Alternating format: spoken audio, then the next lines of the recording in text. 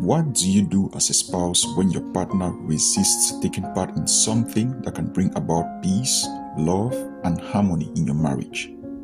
Do you quickly get fed up and just give up when your efforts to bring about a change do not yield any positive results? What would you do if your spouse consistently locked you outside in the harsh winter cold? While you are trying to imagine that, let me tell you about a woman who experienced this at some point in her marriage. This couple got married in 1882. At the time, neither of them were religious, but the wife began attending a local church and eventually became a Christian. However, the husband was initially resistant to Christianity and would often make fun of his wife's faith.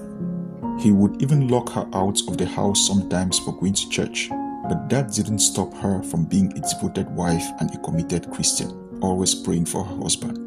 Year in and year out, the woman kept on praying for her husband and hoping that someday he would come to the saving knowledge of God. One day, the wife became very ill and was on the brink of death.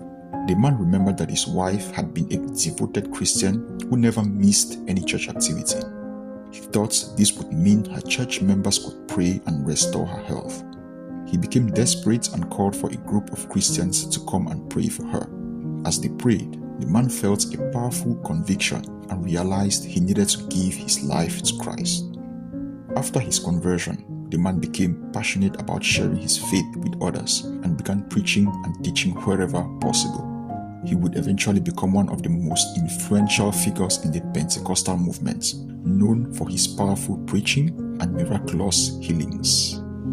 This is the incredible story of Smith and Polly Wigglesworth. Smith Wigglesworth was a prominent figure in the Pentecostal movement, and his life was deeply influenced by his wife, Polly. Let us look at the lessons we can learn from their story. The life of Smith and Polly Wigglesworth highlights the importance of being an exemplary spouse. Despite Smith's initial mockery of Polly's faith, Polly continued to live out her faith and pray for her husband's salvation. Her unwavering commitments to her beliefs eventually led to a pivotal moment when Smith saw reason to follow Christ. Polly's prayers and faith had a profound impact on Smith, and he later credited her as the mother of his soul and a key influence in his spiritual journey. As a spouse, you can influence your partner's life significantly. You can provide emotional support, encourage them, and even inspire them to become better versions of themselves. As a married man or woman, God brought you into the life of your spouse for a reason. You have the power and ability to bring about a positive change.